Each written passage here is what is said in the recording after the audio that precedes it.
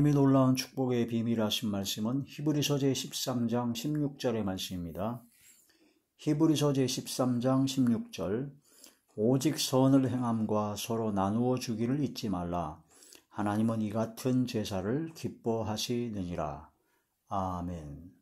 오늘 말씀의 제목은 선을 행하고 나누어 주는 삶이라는 말씀이 제목이 됩니다. 선을 행하고 서로 나누어 주는 것을 하나님께서는 기뻐하십니다. 그리고 선을 행하고 서로 나누어 주는 것을 제사라고 하십니다. 제사. 신약에 와서는 예배죠. 진정한 영적 예배는 바로 선을 행하고 나누어 주는 것이다 라는 것입니다. 교회에 와서 말씀과 기도와 찬양으로 하나님께 경배와 찬양을 드리는 것이 바로 예배죠. 신령과 진정으로 최선을 다하여 하나님 앞에 최고의 것을 드리는 것이 예배입니다. 그런 그 예배가 온전한 예배, 완전한 예배, 하나님께서 기뻐 받으시는 예배가 되려면 예배 후에 성령의 충만함을 받아서 세상의 빛과 소금의 역할을 감당해야 됩니다. 너희 착한 행실을 보고 하늘에 계신 너희 아버지께 영광을 돌리게 하라 하신 것처럼 빛을 발하는 삶이 되어야 됩니다. 그런 가운데 선을 행하고 서로 나누어주는 그런 삶을 살아가는 것이 바로 온전한 예배, 온전한 제사, 하나님께서 기뻐하시는 제사, 예배다 하는 그런 말씀이 되는 것이죠. 로마서 12장 1절에도 너희 몸을 산 제물로, 하나님께서 기뻐하시는 산 제물로 예배를 드려라, 영적 예배다 하고 하시면서 로마서 12장 2절에 이 세대를 본받지 말고 심령이 새롭게 되어 바로 하나님께서 기뻐하시는 삶을 살라 하는 그런 말씀이 되는 것처럼 세속에 물들지 않고 세대를 본받지 않고 바로 선을 행하고 서로 나누어주는 삶, 바로 빛이 되고 소금의 역할을 감당하는 삶이 되어야 된다 하는 그런 말씀이 됩니다. 마지막 때가 되면 될수록, 말세가 되면 될수록 개인주의가 성행하고 또 이기주의가 판일습니다. 자기 중심이요, 바로 자기 가족, 자기만을 위해서 사는 사람들이 대부분이죠. 그런 추세가 됩니다. 그러나 크리스찬들은 성경 하나님의 말씀의 진리 앞에 순종을 해야 되는데, 성경 말씀의 진리는 자기의 유익을 구하는 것이 아니라 다른 사람의 유익을 구하는 겁니다. 자기만 가지려고, 자기만 쓰려고 움켜쥐는 것이 아니라 손을 뻗어서, 손을 펼쳐서 베풀어주는 삶이 되어야 됩니다. 그래서 자기만 갖고 자기만을 위해서, 자기 가족과 자기만을 위해서 사는 삶은 부자가 되고자 하는 아주 움켜쥐는 삶이죠. 그러나 우리는 바로 자기 자신의 것을 나누어줘서 스스로 가난하게 됩니다. 베풀어주는 삶이 됩니다. 그런데 그게 가난한 것이 아니라 더 큰 것을 받는 엄청난 복을 받게 되죠. 그 샘물의 샘은, 물은 퍼주면 퍼질수록 더 솟아납니다. 그래서 우리가 누가복음에 보면은 주라, 그러면 너희에게 차고 넘쳐서 흔들어 넘치도록 안겨주리라 하신 말씀이 있습니다. 그래서 주고 선을 행하고 나눠주고 베푸는 삶이 되면 더 풍성하고 풍족하게 채워주십니다. 그런 풍성한 은혜와 은총은 당연하게 하나님께 주시는 것이고, 근본적으로 우리가 선을 행하고 나눠주는 삶이 어떤 삶이냐? 바로 예수님이 가신 그 길, 예수님을 닮은 삶이라는 겁니다. 예수님을 따라가는 삶입니다. 그게 바로 십자가의 길입니다. 십자가의 도, 바로 주님을 따라가는 삶입니다. 자기를 부인하고 자기 십자가를 지고 주님을 따라야 주님의 제자가 되고 하나님 앞에 하나님 나라에 합당한 자가 되죠. 주님을 따라가는 삶이 바로 스스로 가난하게 되는 것입니다. 내게 있는 것을, 내게 주신 하나님의 것을 베푸는 겁니다. 선을 행하고 나눠주고 베푸는 삶이죠. 이 세상 풍조와 풍속과 이 세상 사람들이 가치관하고는 전혀 반대가 되는, 완전히 배치가 되는 사상이죠. 삶이죠. 믿음입니다. 바로 이게 바로 믿음으로 구원받은 하나님의 자녀들이 행하는 삶입니다. 예수님께서는 가장 부유하신 자로서 가난하게 되셨습니다. 사람의 모양으로 오셨고 십자가에 못 박고 십자가의 길을 가셨습니다. 그것은 바로 가난한 우리들로 하여금 예수님을 믿음으로 부욕케 하려 하심이다 하는 그런 말씀이 되는 것이죠. 그래서 우리도 역시 구원받은 하나님의 자녀로서 부요한 그런 모든 엄청난 삶을 누리고 행할 수 있음에도 불구하고 이제는 우리가 갖고 있는 바로 재정이나 지혜나 시간과 또한 정성과 그런 모든 것을 베풀고 나누어주는 삶이 되어야 된다. 그게 바로 주님께서 가신 길을 가는 것이요 십자가의 도의 삶이요 세상의 빛과 소금 역할을 감당하는 삶이다. 소금은 덩어리째 있으면 그 맛을 낼 수가 없습니다. 물에 녹아야 소금은 맛을 냅니다. 그래서 소금은 그 형체가 없어져야 됩니다. 나 자신을 내 것을 드림으로써 내 것이 없어짐으로써 많은 사람에게 선을 행하고 나눠주고 베푸는 바로 하나님께서 기뻐하시는 삶, 예수님께서 십자가에 못 박혀 돌아가신 삶이 바로 자신을 완전히 드린 삶입니다. 자신의 모든 것을 우리에게 주셨습니다. 그래서 예수님께서 말씀하시기를 한 알의 밀알이 땅에 떨어져 썩지 아니하면 많은 열매를 맺을 수 없다 하는 것처럼 예수님 한 알의 밀알이 땅에 떨어져 완전히 십자가에 희생하셨습니다. 그 십자가의 보혈의 공로에 의하여 우리는 구원을 받았고 우리는 영원한 생명을 얻게 되었다는 겁니다. 그와 같이 믿음으로 구원받은 하나님의 자녀들은 이제는 구원의 즐거움에 참여하는 자가 되어야 됩니다. 구원의 기쁨이 넘쳐나야 됩니다. 구원을 받은 하나님의 자녀들은 성령을 선물로 받습니다. 성령께서 함께 하시기 때문에 성령께서 함께 하시고 구원의 즐거움과 기쁨이 있는 사람은 증거가 나타납니다. 열매가 나타나죠. 성령의 열매가 나타나는 겁니다. 성령의 열매는 사랑, 희락, 화평, 오래 참음, 자비, 양선, 충성, 온유, 절제. 사랑도 역시 자신의 유익을 구지 아니하고 다른 사람의 유익을 구하는 것이 바로 사랑이요. 사랑은 언제나 오래 참고 온유하고 시기하지 아니하며 무례히 행치 아니하며 그런 것이 바로 사랑이죠. 그 다음에 희락, 기쁠히 즐거울락. 기쁘고 즐겁습니다. 성령께서 주시는 기쁨과 즐거움 속에서 충만한 삶을 누리게 되죠. 그렇다면 우리가 믿음으로 구원받아 하나님의 자녀가 되고 성령을 선물로 받아 성령께서 임재하시고 성령의 충만함을 받았다는 증거가 어디 있습니까? 그 어떤 그런 모든 걸 증거를 방언을 하고 또 예배를 열심히 참석하고 또 헌금을 많이 하고 전도를 많이 하고 봉사 충성을 많이 하고 그런 것도 물론 증거가 될 수 있지만 그런 증거는요 가장을 할 수가 있습니다. 가정을 하고 포장을 해가지고 외식하는 자들은 다 그렇게 보입니다. 우리 사람은 겉모양만 보이기 때문에 그 심령이 어떤가를 잘 모릅니다. 그러나 그 심령에 있는 것이 나타나는 것이 뭐냐면 열매입니다. 삶의 열매. 그래서 성령의 열매가 나타나야 됩니다. 성령의 열매, 빛의 열매, 모든 착함과 의로움과 진실한 빛의 열매, 사랑의 열매, 위로부터 난 지혜의 열매. 그 열매로 나타나는 것 중에 하나가 뭐냐면 네 보험을 잇는 곳에 네 마음도 있다. 이 마음이 변화된 사람의 증거가 뭐냐면 바로 연보입니다. 바로 내가 갖고 있는 재정을 나누는 겁니다. 자기가 갖고 있는 시간을 나누는 것도 중요하고 자기가 갖고 있는 지혜나 재능을 나누는 것도 중요합니다. 근데 가장 나누기 어려운 것이 뭐냐면 재정입니다. 자기가 갖고 있는 돈, 물질, 재정을 나누는 것을 아주 어렵습니다. 그래서 하나님께 드리는 헌금과 예물 굉장히 어렵죠. 성령의 충만을 받고 진짜 믿음으로 구원받아 하나님의 자녀가 되었을 때 하나님께 드려지는 예물과 그런 헌금이 진짜 즐거운 마음으로 기쁜 마음으로 드리는 것이요.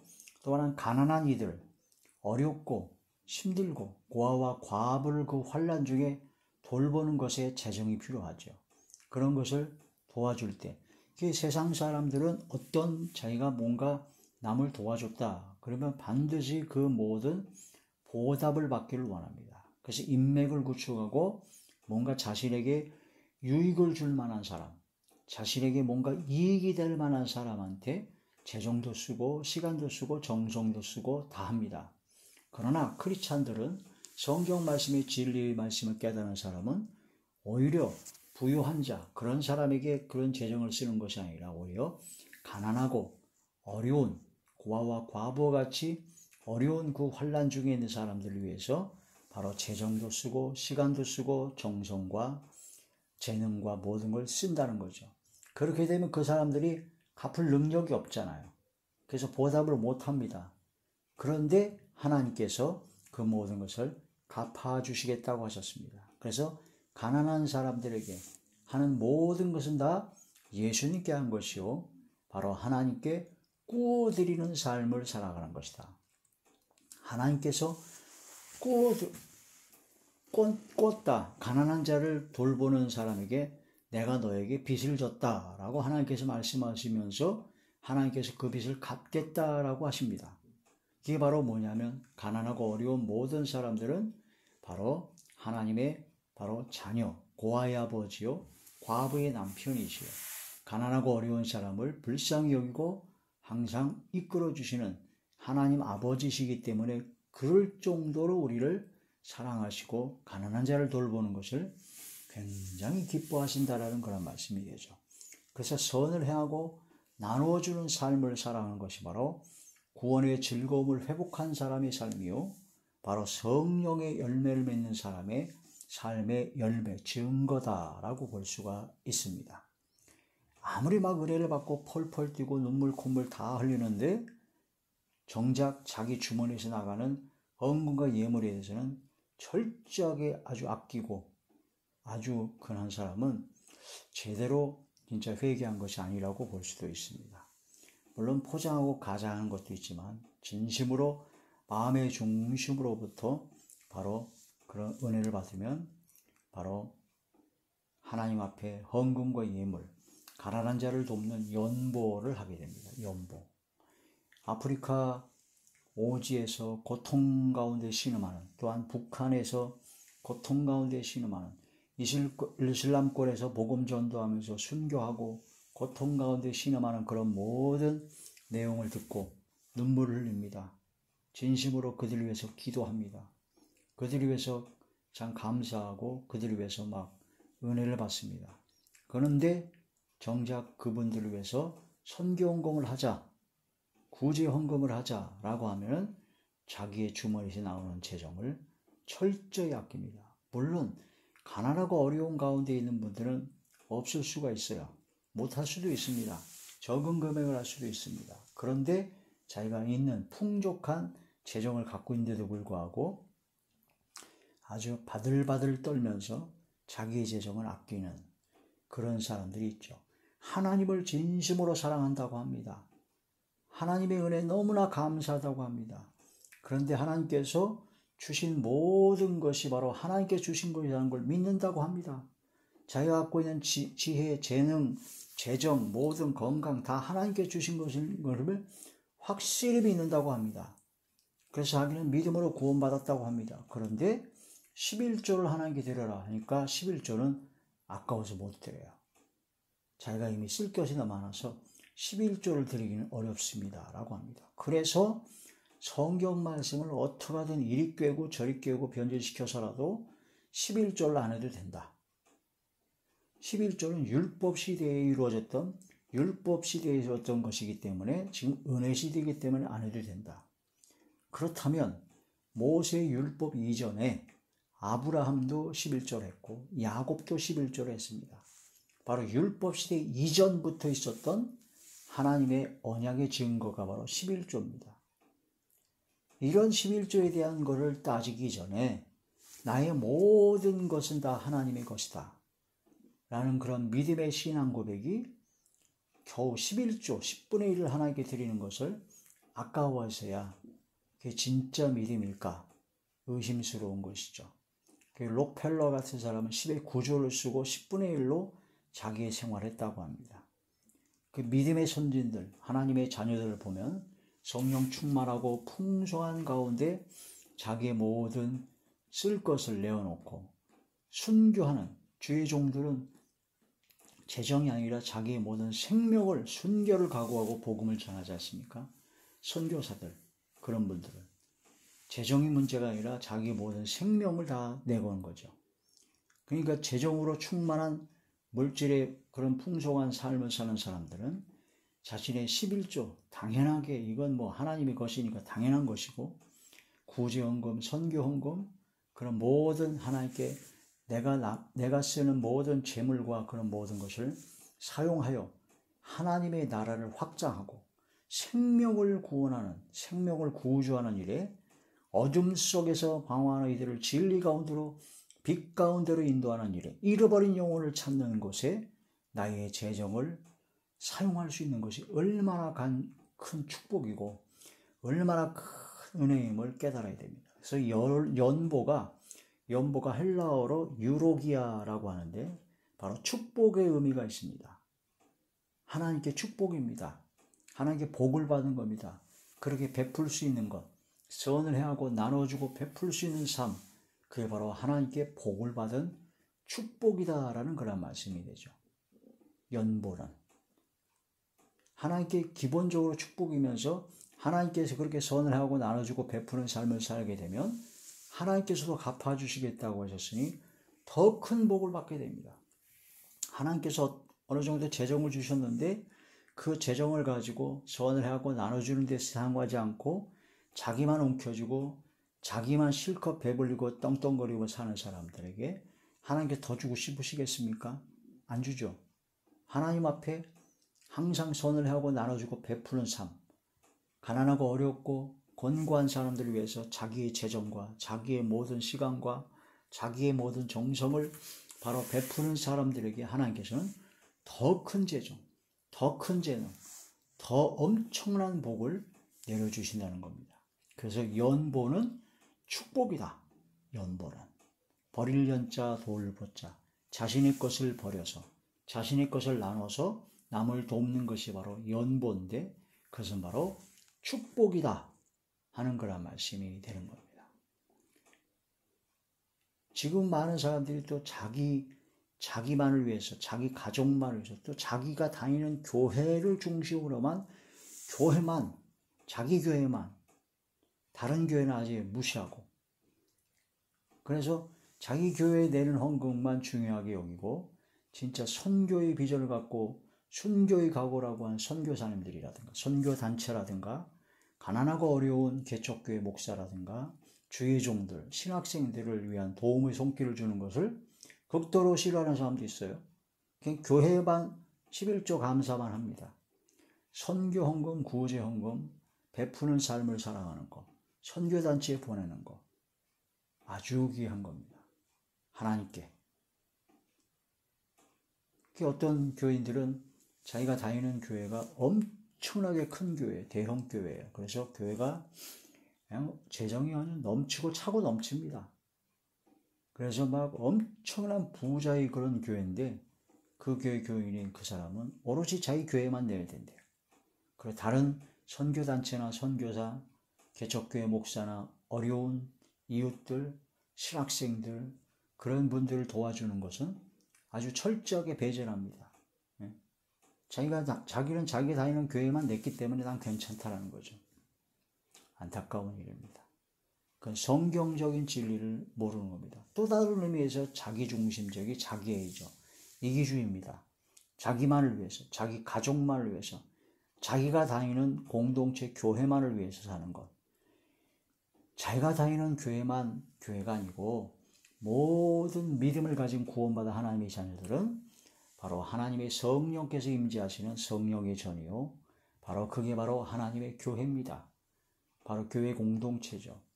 그래서 가난하고 어려운 교회 공동체, 성도들을 돕는 것이 바로 하나님께서 참으로 기뻐하시는 삶이다 하는 그런 말씀이 되는 것이죠. 자, 오직 선을 행함과 서로 나눠주기를 잊지 말라. 하나님은 이 같은 제사를 기뻐하시느니라. 고린도후서 제8장 9절의 말씀입니다. 바로 예수님이 가신 길을 가는 겁니다. 고린도후서 제8장 9절의 말씀. 우리 주 예수 그리스도의 은혜를 너희가 알거니와 부요와 신으로서 너희를 위하여 가난하게 되심은 그의 가난함으로 말미암아 너희를 부요하게 하려 하심이라. 가난함으로 말미암아 부요하게 하심이라. 그래서 예수님께서는 가난하게 오셔서 예수님께서는 자신의 모든 것을 다 주셨습니다. 이게 바로 선을 행하고 서로 나눠주는 예수님의 삶이요. 그것이 바로 예수님의 삶을 본받는 삶이요. 예수님의 삶을 따라가는 삶이요. 예수님을 따라가는 십자가의 길을 가는 겁니다. 시편 51편 12절에 구원의 즐거움을 회복하여 주옵소서 하고 다윗은 고백을 했습니다. 구원받은 하나님의 자녀는 기쁨과 즐거움이 있습니다. 갈라디아 5장 22절에 23절에 성령 열매 중에 희락이 나옵니다. 성령의 충만을 받으면 기쁘고 즐겁죠. 구원의 즐거움과 진짜 성령의 충만을 성령 열매를 맺는 기쁨과 즐거움은 기쁨이 넘치는 그 증거로 연보를 하게 됩니다. 연보. 가난한 자들을 위하여 기쁘게 연보합니다. 로마서 15장 26절에 가난한 자들을 위하여 기쁘게 연보했다. 고린도서 8장 2절의 말씀 보면 너희가 넘치는 기쁨으로 풍성한 연보를 했다. 극한 환난과 극한 가난 속에서도 내가 성령의 충만함과 구원의 은혜의 즐거움이 넘쳐나서 하나님 앞에 풍성한 연보를 드릴 수 있었다. 그러니까 하나님께 연보, 하나님께 진정, 하나님께서 기뻐 받으시는 향기로운 제물이요, 바로 희생제물, 그런 제물을 드리는 사람들은 돈이 많은 부자가 그렇게 안 합니다. 돈이 많은 부자는 욕심이 많거든요. 부자 청년은 예수님께서 네가 가진 것을 가난한 자에게 나눠주고 너는 나를 따르라 했는데 예수님의 제자로 선택을 받은 거죠. 그런데 돈이 많아가지고 근심을 하고 예수님을 안 따라가고 그냥 떠나가 버렸습니다. 돈을 선택한 겁니다. 하나님과 재물을 겸하여 섬길 수 없다라는 얘기죠. 고린도후서 8장 2절의 말씀입니다. 고린도후서 8장 2절의 말씀. 환난의 많은 시련 가운데서 그들의 넘치는 기쁨과 극심한 가난이 그들의 풍성한 연보를 넘치도록 하게 하였느니라. 넘치는 기쁨입니다. 성령의 충만함을 받으니까 구원의 기쁨과 구원의 즐거움이 성령 열매가 나타나니까 너무너무나 기쁘고 즐거워서 이 은혜를 바로 나누는 삶이 되는 거죠. 가난하고 어려운 사람에게. 그래서 가난한 자를 위하여 기쁘게 연보했고 넘치는 기쁨으로 바로 풍성한 연보를 드렸다. 이것은 그냥 연보, 재물만 나눈 것이 아닙니다. 먼저 그러한 사람들은 자기 자신을 주님께 드리는 사람입니다. 자기 자신을 주님께 드리고 하나님의 뜻을 따라 연보한 것이다라는 거죠. 고린도후서 제8장 5절의 말씀입니다. 우리가 바라던 것뿐 아니라 그들이 먼저 자신을 주께 드리고 또 하나님의 뜻을 따라 우리에게 주었도다.